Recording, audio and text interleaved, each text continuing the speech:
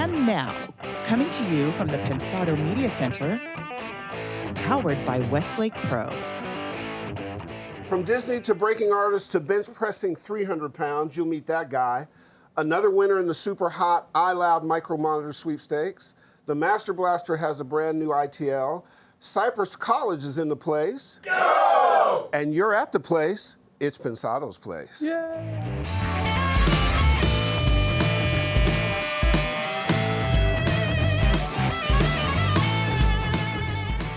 Thanks for dropping by. I always enjoy hanging out with you guys. You too, Herb. Oh, and it's good to hang out with you too. Back to you. Yeah. Okay. Tip your waitress. See you next week. Thank you. Good. Shall we get it going? Yeah, we got royalty in the house. We have Cypress College in the house. You heard them in the intro. Let's get it started. Hey guys and gals, hope your week in audio was both fruitful and bountiful. Yes. Big thanks for your likes, subscribes, and support. We so appreciate it.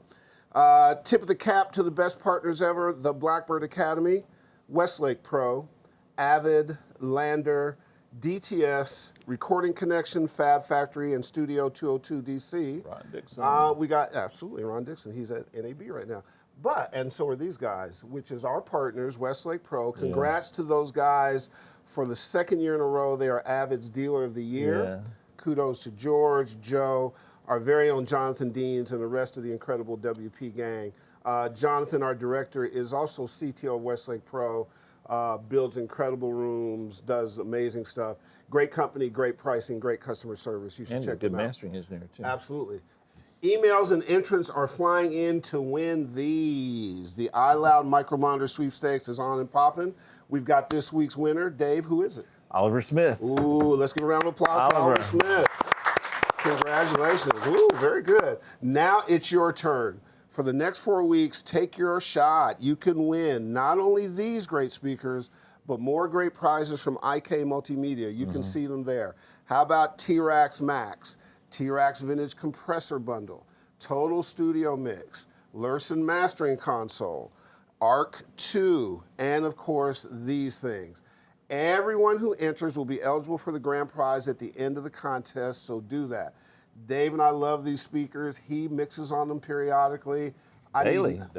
Daily. Now. I need nothing else at the pad but these. They're affordable and incredible. As Dave and I like to say, these babies bang. They really do. They really do. We really like them a lot. But judge for yourself. Yeah. The iLoud Micro Monitors are on tour. You can hear them at any of the locations that you see right here.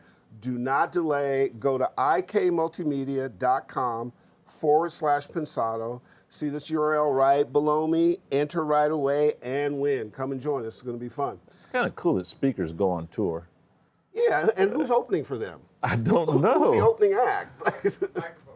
Microphones. Oh, it's a group called the Mics. Man. Now let's meet the Happy Harry, hookah smoking, hand rolling Hungarian. His mama named him Shango.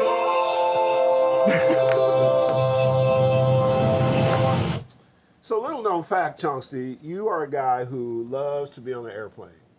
Whenever we have plans to go, Chongor starts like a month earlier, starts packing daily. Really? You do that? I love the plane. I love traveling. I'm not saying that, but packing early. Not that early, but I'll pack. Pretty early. He's so I excited. pack an hour before the flight. Me too, absolutely. So our live season is coming up. Is it fun times? Oh, it's the best times. I'm looking forward to getting all the planes, hitting all the cities we've already been to. Washington, D.C. is about to kind of come together. I can't wait. Going to Miami, Boston, just endless places. It's exciting. We've got that. We've got the award show. We've got some interesting conversations going on with Dallas and New Orleans and Chicago, Canada. I just got news on the Indian trip, which will now be next year, but that's a whole other discussion. So we're coming your way soon. Come, you know what we do when we get there. We're going to bring a bunch of hot folks. We're going to give away a lot of gear. You're going to learn some stuff. We call it edutainment. And it's a great way to find out what's going on and where you're going. Nobody has more fun than us, though. Yeah, it is the best time for us, honestly. So schedule coming up pretty soon. Now, sir, we're going to an ITL that's near and dear to your heart, correct? Yep. What's the title of that one? I did a couple of sections on breaking down rap vocals. This is part one. Oh, cool. Let's roll it.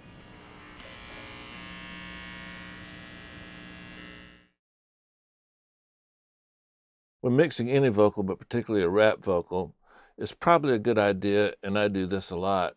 You don't need to EQ it and get it sounding perfect and then start doing the music and the beat. A lot of times I like to start with the beat on a rap song, but or any hip hop song. So I like to, for every now and then, bring the vocal in and see where it's sitting, see how it's feeling, so I can make sure that I leave a spot for it in the final product. Quincy Jones once said, you should always leave a little space in the recording studio for God to walk in, and I think you should always leave a little space in the mix so that the vocal can sit right, whether it's a rap or not. Some forms of music, like hip hop, there's not as much dynamics in the track as you might want, and a great way to get those dynamics is through the rap vocal, and the timing of it, the feel of it, the energy of it. This performance was pretty spectacular. It's by Mike Rebel. I'm going to kind of show you how I made it sit in the track without making it feel processed and without destroying the dynamics.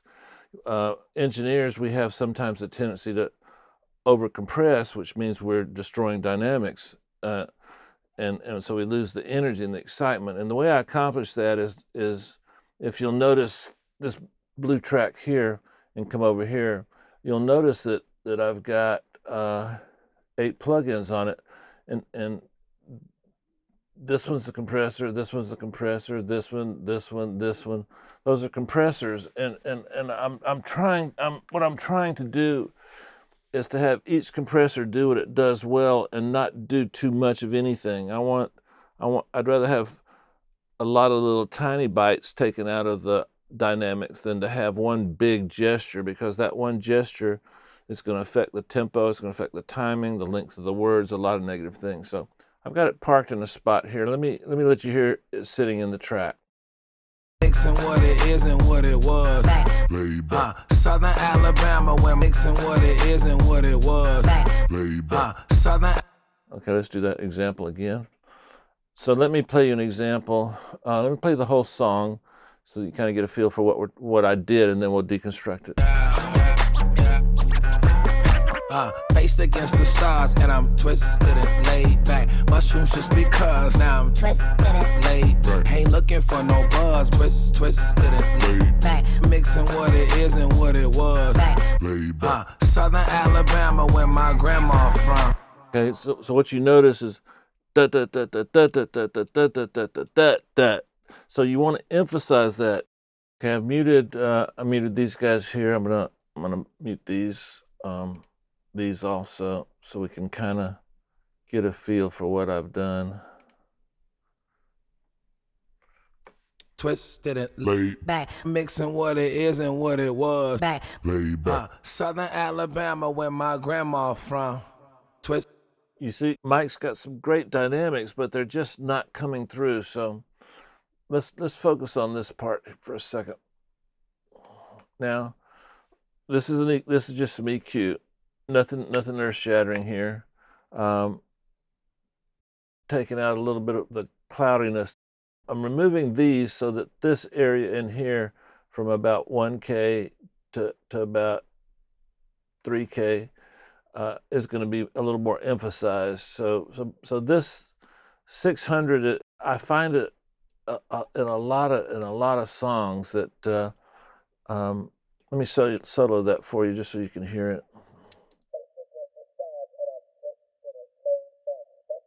Can you hear it? It's just not pleasing. It's not contributing anything. So let's check this. Faced against the stars, didn't lay back. Mushrooms just because now I'm laid back. I'm gonna move that down a little bit and increase the bandwidth of it a little bit. Okay, so we got some EQ. Here again, I'm using these EQs for what they do best. I like this area on this EQ for this particular vocal, so. Faced against the stars, and I'm twisted and laid back. Mushrooms just because now I'm twisted and laid back. Ain't looking for no buzz.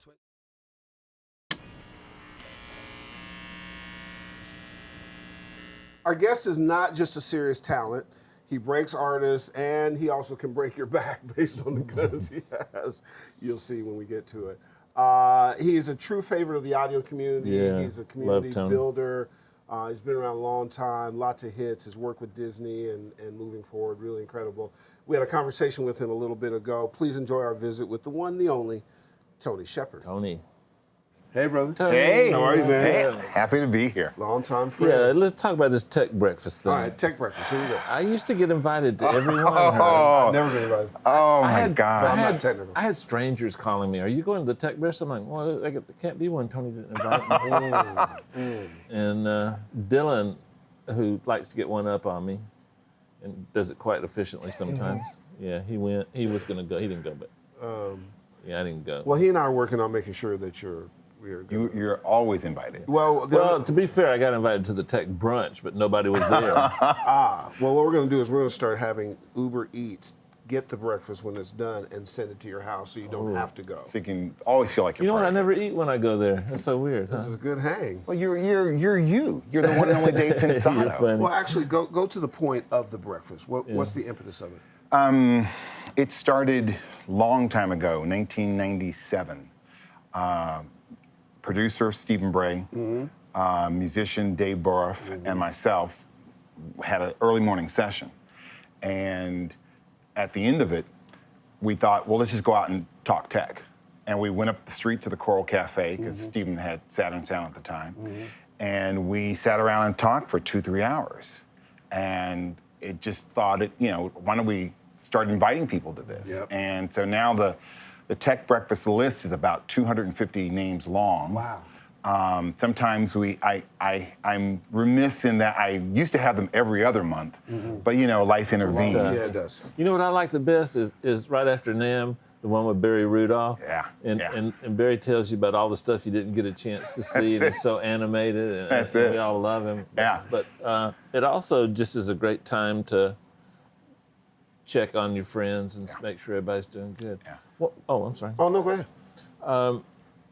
One of the things that you're known for, other than the tech breakfast, is a lot of your clients always say, he blurs the line between producing and engineering.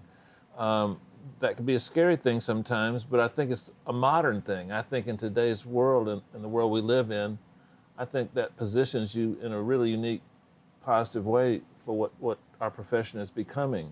Where did it come from? I was really honored to work with Kenny Loggins for a project. And it was a 2.5-year project. So it was one of the things where he wrote 35 songs and then culled that down to 20. And we kept working. And the producer who he had hired didn't know he was in for the long haul. And so he was just like, dude, I got to go. I got other projects. I got to move on. So it was basically Kenny and I that finished the record. Wow.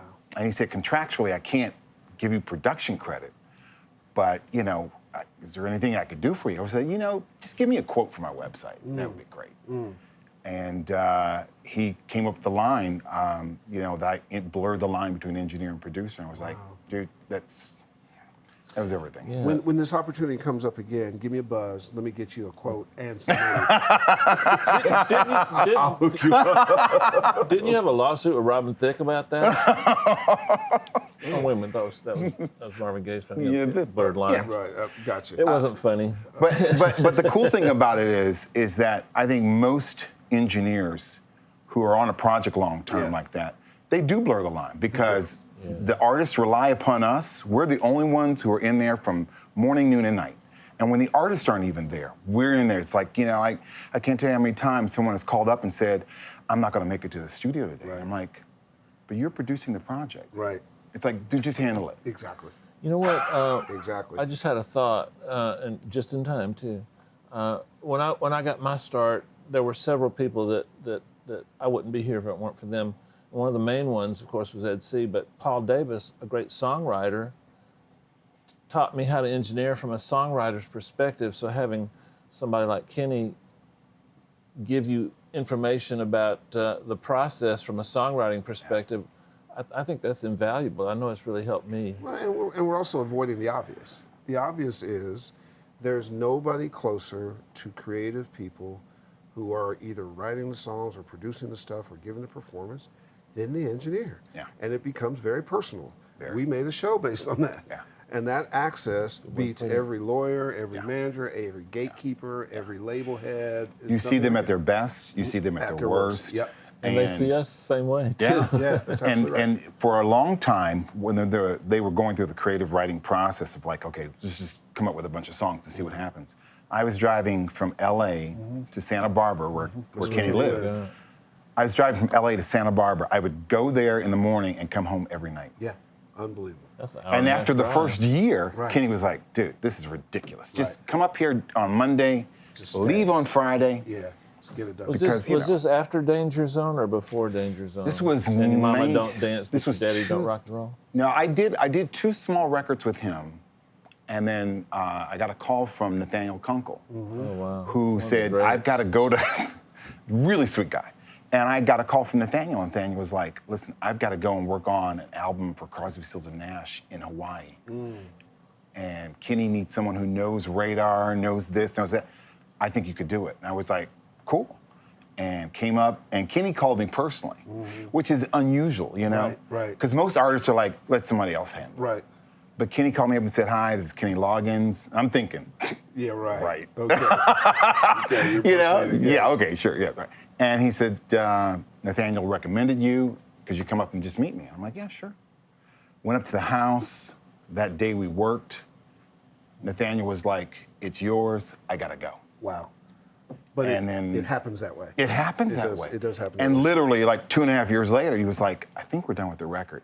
Took the weekend off, then jumped into a Whitney Houston Christmas album. I was like, Wow. went on that all the way through like the end of 2003, took Christmas off, started doing some stuff for Lionel Richie. It was just like, Just one thing after another. yeah, well, Well, back what- when the what- industry was an industry, but Forgive me, I forgot. What instrument are you most comfortable with? a console. Ah, great answer. That's so That's a batter's box. That's what I'm sitting here thinking.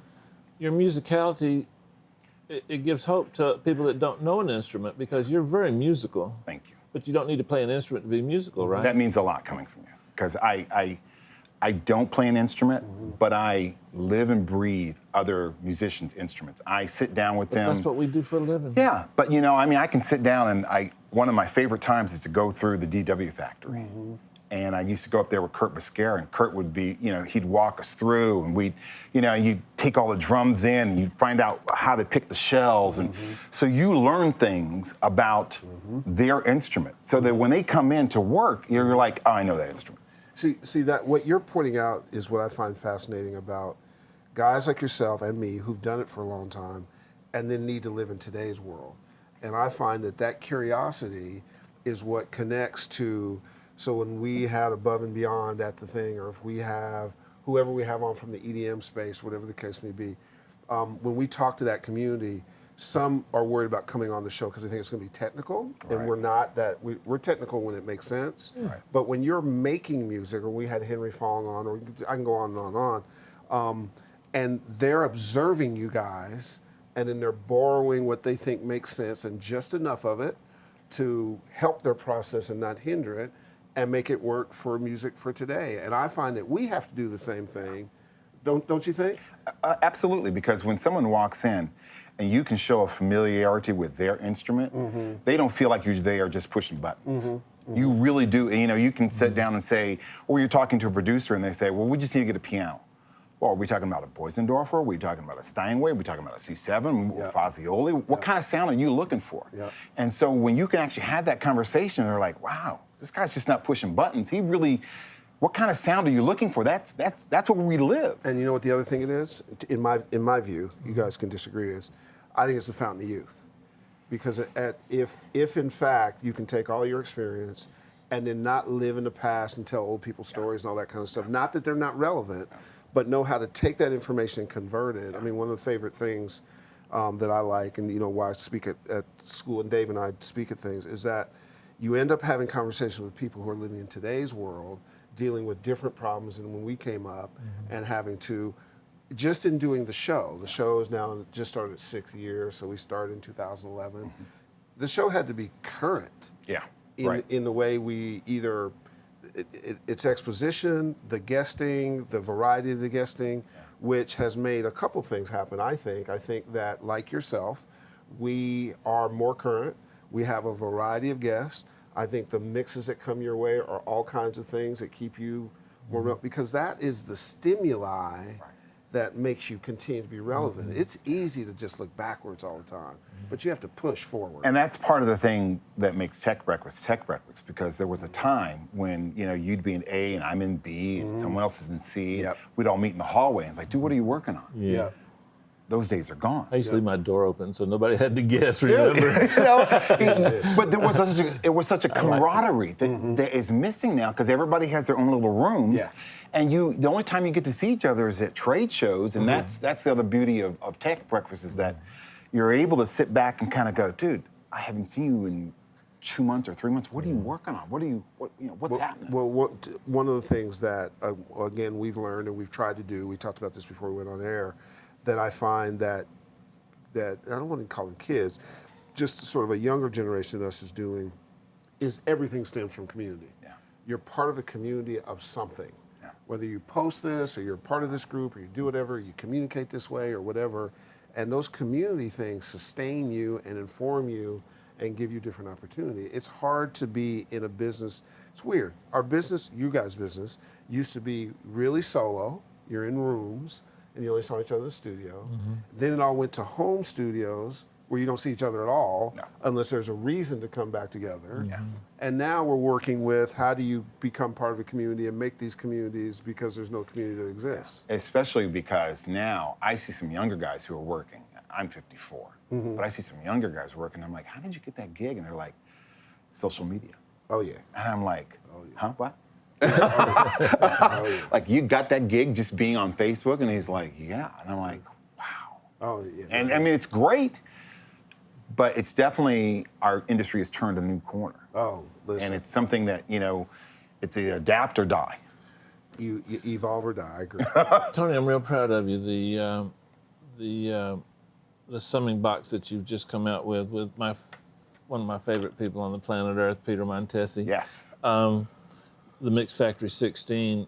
What was the motivation behind that? I don't use a summing box because I feel like, I don't know why I don't. Convince me that I should.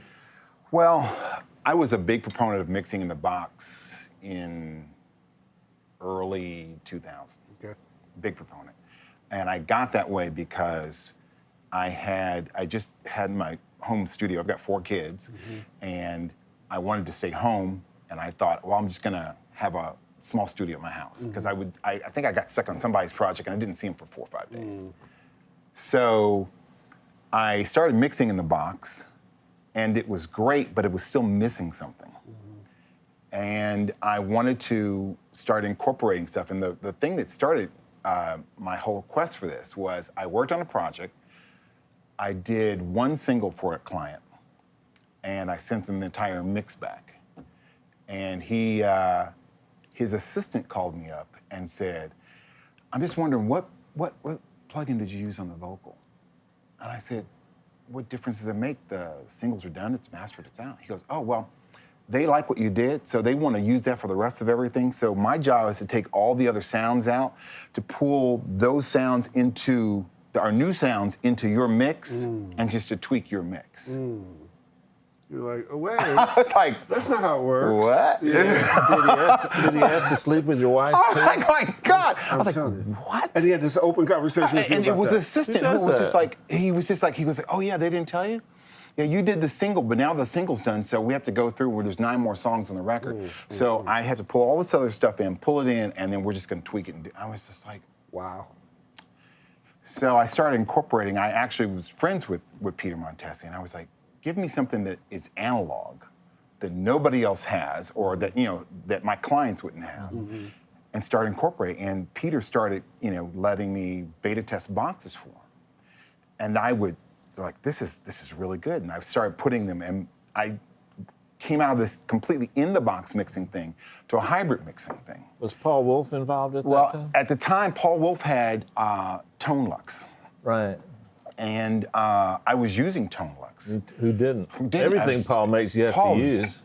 Brilliant designer. Brilliant designer. So, and he became a friend, and I was like, dude, I said, I need a summing box. And I told Peter, I said, I've been in this business 30-some years. I want my name on a box. And he said, bring me a box, let's talk about it. So I was like, okay. So I went to Paul Wolf, and I was like, design me a summing box. And I wanted to sound like, I wanted to have a console sound. I wanted to be able to link them. I want all these features. And Paul Wolf was just like, I could do that. I could do that in my sleep. So I'm like, okay, Fatso, do it. So he sat down, and the first incarnation of it was just, I started comparing the in-the-box mixes versus the What is mix it that factory. you heard different? There was an openness to it that I was struggling to Use get in the box. scientific terms. There's this It had a amazing floral bouquet I liked.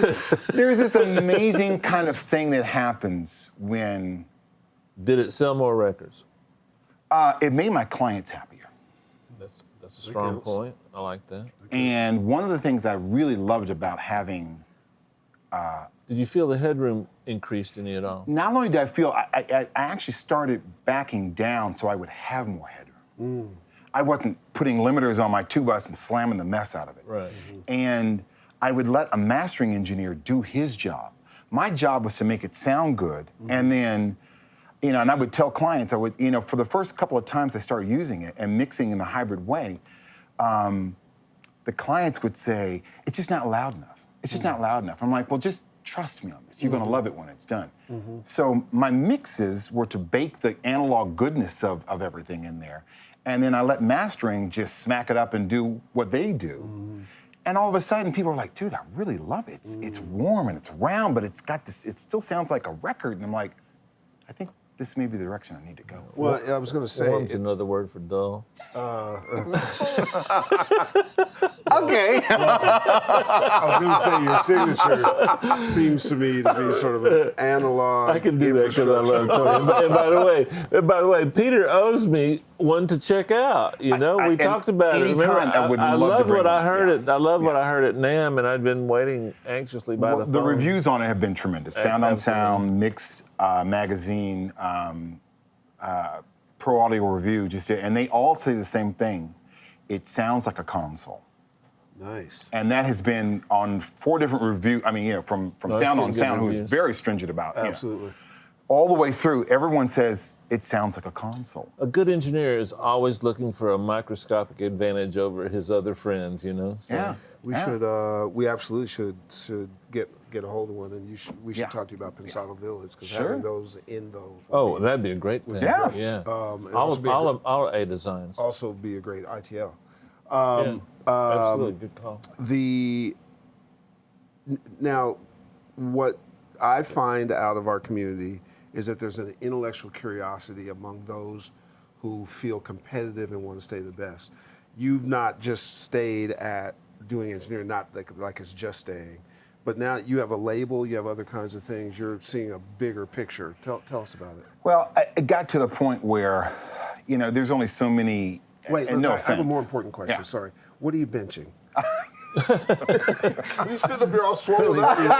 He's benching a 16-out piece of analog gear that's got to slip around everywhere. or something.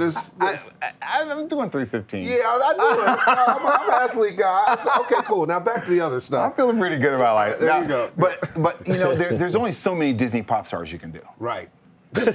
I mean, you just I've done them all. You hit the wall at some point and you stop caring. Right. And you realize that Which no is matter a dangerous place to be. it's a dangerous place to be, because then you start walking away going, what was that? I mean, it provided food on my table, but Sure. there's no lasting legacy of music there. And What Disney pop stars did you do? A bunch. Okay, cool. and we've all done them. Yeah. There was a time when you got the call, and there that was was a it. Disney movie that you Check. did the whole movie. What was that movie? I'm sorry, I should know No, this. I can't even remember the name of the Anyway, movie. Go but ahead. Go ahead. But I did the movie, and it's great, and it's wonderful. But there comes a point where you just go, there's got to be more than this. Yep. And I'm blessed to have worked on some really great projects through my career. The first project I worked on was in 1991. Mervyn Warren, who was used in Take 6, Yes. called me up and said, I'm resigning from Take 6. do you want to come down to Nashville and work with me? And I was like, yeah, sure. I just had a child. I was like, this is great. Yeah. We worked on a project for a year for Warner Brothers with a guy named Chris Willis, who's Brian and Claude's cousin. Yep. We turned it into Warner Brothers, and they were like, that's nice. Yeah. And they shelved it. Yep. And they said, we need you to start working on this Handel Some Sonata Soulful Celebration. So we jumped in, and that had everybody in it. That project was one of those things that kind of opened up a door, because Disney then heard that project and said, this is fantastic. We want you to work on Sister Act 2. That's what it was. And then Sister Act, when, it was so funny because we started working on Sister Act 2, Mervyn was still in Nashville, and he was like, let's just go back out to LA. And I remember sitting there with Lauryn Hill and her saying, I'm not really a singer. I'm like, what do you consider yourself? She goes, I'm going to be a part of this group. I'm like, what's the group called? She goes, it's the Fugees. Yeah. I'm like, the what? The who? She's like, it's we're signed to Sony. It's called the Fugees. And I'm like, so what is it you want to do? And she was a complete unknown at the time. Right. So I've managed to, by God's blessings, I've been able to work on some really wonderful projects. And so when you start getting to the point where that's, in the 90s. Yeah. And then you start getting in the 2000s and you start working on Disney pop stars, and you're like, this is not going to last. Right. Absolutely. This is just, there's no there. There's no legacy of music where I can sit back and go, man, I am most proud of this project. This changed music. This changed this. Right. And that's why eventually, about 6 years ago, I just said, I can't keep doing this way. I want to get back to some music that matters to me. And one of the first artists I signed was a young lady named Shalea, who I've known since 2000, when she was 18, 19 years old at Oakwood College. And I know her too. yes. I had some Shalea time. Have I met her, Supremely. Tony? I don't think you've met her, but you've probably I know heard the her. name. Yeah. I know the I name. was going to work with her. And I was just like, it's time to get back to like creating some music. And I'll leave the Disney pop stuff to other people. Right. Yep. And that's what the impetus was to getting a label going. It was like, nobody else is doing real music to me. So part of the impetus was creativity and need and sort of the hole in the marketplace. And then you got to learn the business part. Are you doing it yourself, or are you doing it with other people? Yeah, that's the hardest part. No one tells you that part. Yeah. It's just the romantic notion of like, I'll start. It's like the old Mickey Rooney movies. It's like, let's do a show, kids. Right. It was one of those kind of things. And then you're like, you wake up the next morning and you're like, oh my God, oh my Lord, what did I do? Right, I'm liable. So exactly. So there's four partners, or three partners that I have. There's the four of us, and then everything else is just outsourced. Yep. But it's so bizarre because we have these tug of war fights about Shalea's new album that she's working on is a tribute to Alan and Marilyn Bergman, and so she met them last year at an ASCAP event and sang for them. And Alan, who's 92 now. Wow. Just the sweetest man. Wow. But these guys have written legendary songs. Oh my God. Just and historic. they heard Shalea sing and then said, well, we're going to find some material for you. And she was like, no, that's really okay. I'll just sing the songs that, that are your hits and blah, blah. And they sat down, they found 4 songs that have never been released. Wow. And I was just like, how's it? There's an Alan and Marilyn Bergman song, is that right? Yeah, that doesn't You guys have been writing, Frank Sinatra used to call them the kids. Right. They've been around the industry forever. Right. So that whole process of doing this has been a learning curve, because when you finish an album, the first thing that the typical people want to know is, okay, where are you going to radio with this? Right. And it's like, Yep. It's not a radio album. Right. It's not a, right. It's not that kind of party. Yeah. So it's been a learning curve, and it's a labor of love. Would you recommend out there for people to try starting a label? It'll drive you crazy. So hard. You've run a couple of labels. It's I driving you have. crazy. Tell them. But I've never, so I did it at a different time. It was funded by other people, which is a big part what you need to do. If you have funding, you can outsource the information, so on and so forth. You have to be a multitasker. You have to see around corners. You have to know what your skill set is. You have to know what your skill set isn't. The last part's really big. It takes years. And you're also in a time frame where people believe that posting on SoundCloud or posting here and getting likes and comments and so on and so forth somehow equates to monetization. It does not. It is an opinion about your music. I'm not saying that it's devalue it, but too many people accept this really low bar and act like it's a business. And I just tell people all the time, try to pay your rent with your SoundCloud comments. Your landlord's gonna go, Her's 100% right. what the? Yeah. What? And so there's not enough people I find, and I hate getting into old man stuff, but there's not enough people I find that are consistently focused on being business people who know that business people is the bottom line and balancing creativity. Yeah. It's not one or the other. You can be as creative as you want and flop, Yeah. or you can be a business shark and have crap. Yeah. But the bad boys and bad ladies do both. Yeah. And if you're not willing to put out the work, I mean, we're business partners, and I increasingly, as we do this more, I am shorter and shorter about what I care about and who's going to get to X, and if you can't get there, because I don't have time to do that. Business doesn't allow you that. No. And it's great to be able to say, I have some amazing artists. Shalea is an amazing artist. Yep. I mean, she was amazing back when I was listening. She's amazing. So she does this event at Quincy's. She did an event for Alan Marilyn Bergman, and Quincy Jones saw her backstage and said, I want you to sing at my club in Dubai. And she was doing some stuff because she just recorded a single with Stevie Wonder. And she was just like, yeah, I don't know, Stevie will be like upset. And then she did an event, Ricky Minor called her up and asked her to do an event at Quincy's house. And Quincy came over and said, okay, you don't understand. You're gonna sing in my club in Dubai. And she was like, okay. I'm like, it's bad form to turn down Quincy twice. Yeah. So go ahead. Yeah, but so she jumped, on the plane and she went to Dubai. She's been there in his club doing a 2-month residency, 3 hours a night. Yeah. A lot of work. First hour is she's playing, then 30-minute break. Then she's playing songs that are hers.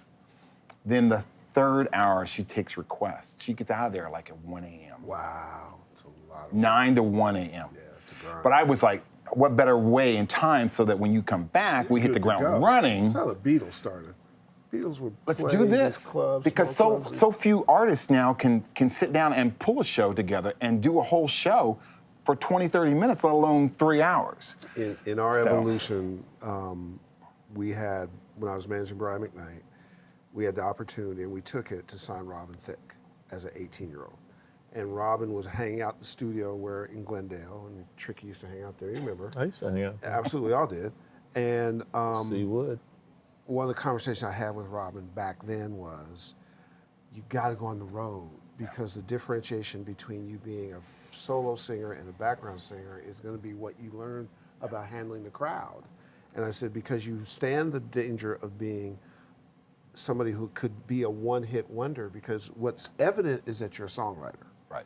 And that you have good songwriting. But that's a different thing than being a performer and artist. Right. And you can't just be good looking, you can't be, there's more to it. Yeah. And you see some people struggle with that as it moves through.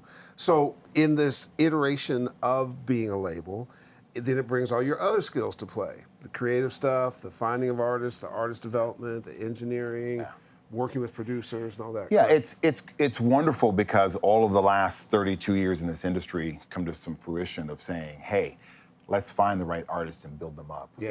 Let's do it kind of the old Motown method of like, okay, let's get you some dance lessons. Let's put you out on the road. Let's do so and so.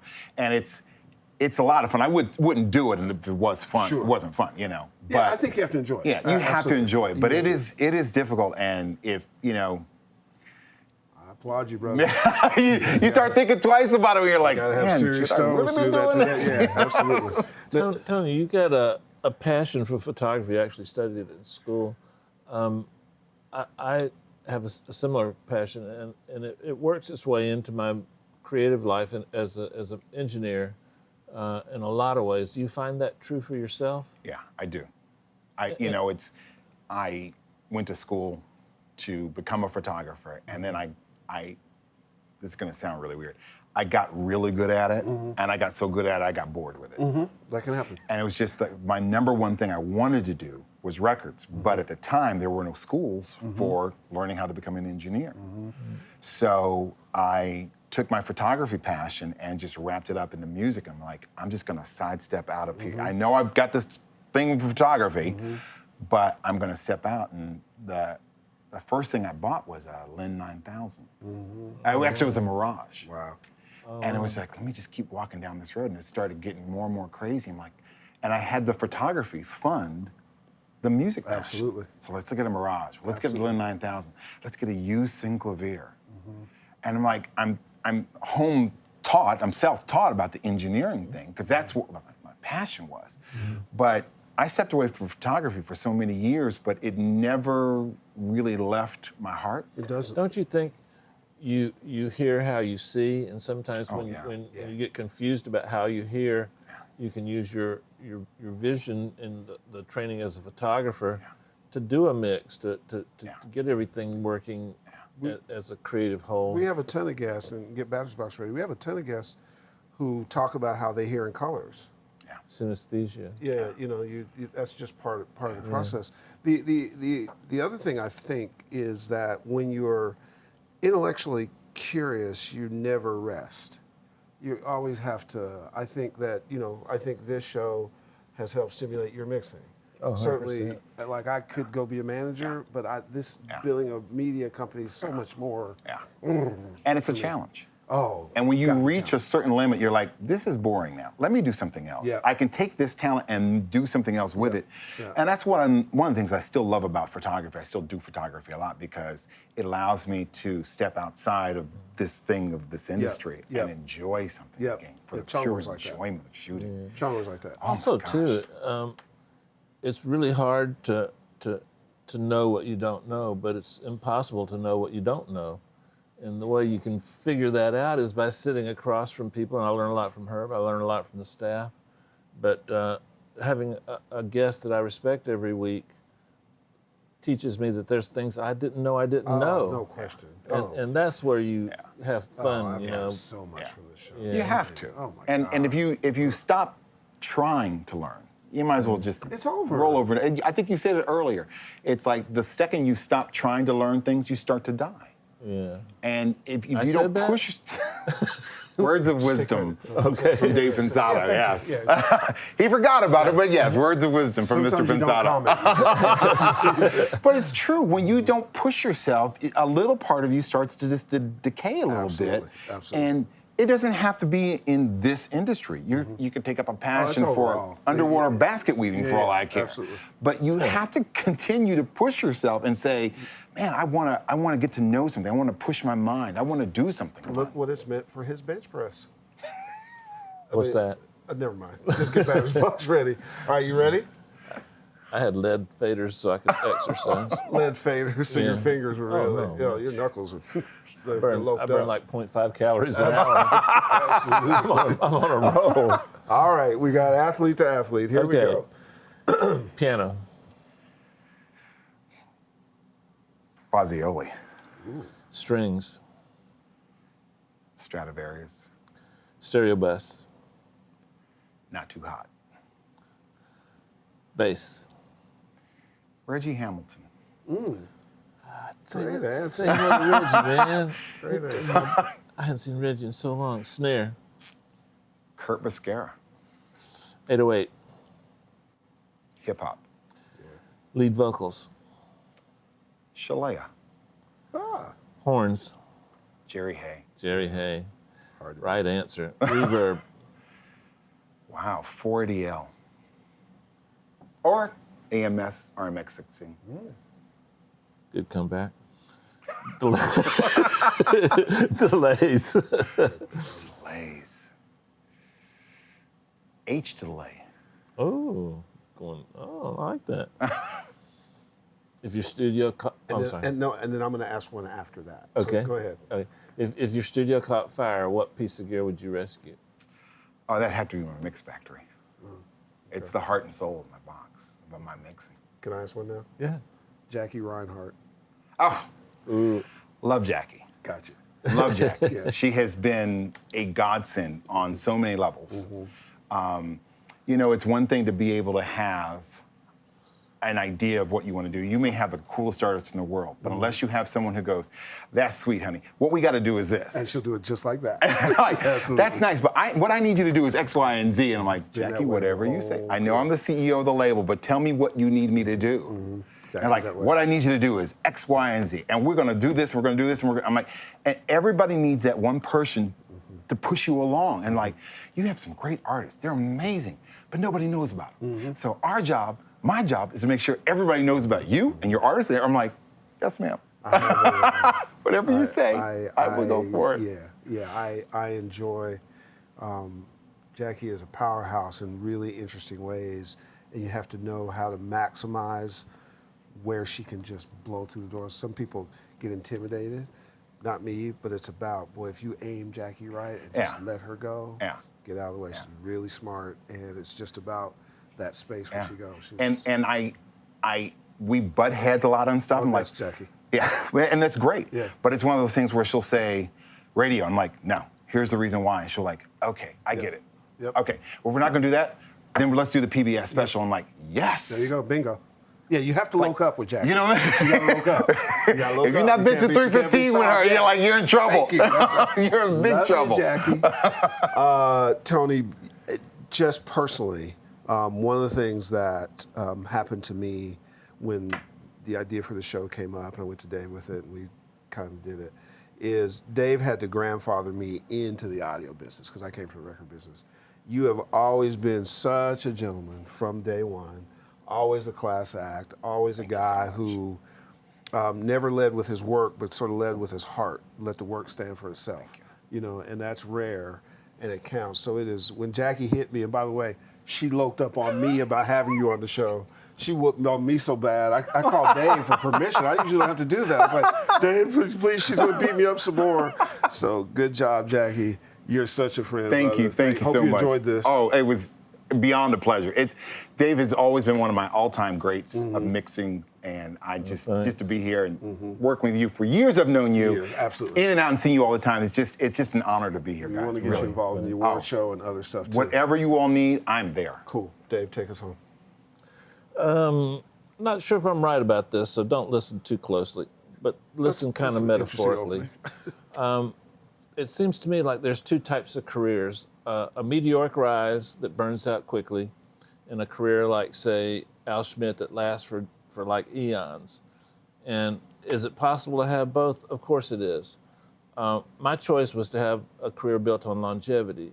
Now, what's that got to do with Tony? Well, the way you get a longer career is you give first, and then that giving produces things that you naturally get back. A short career, usually you take and don't give anything back, and I think that's the difference. I could be wrong, but it feels to me like one of the things that's the benchmark of what we heard from Tony is everything in his career is the result of him giving something extra and giving something, and in return, he's still very relevant today. So something to think about. Smoke on that. See ya.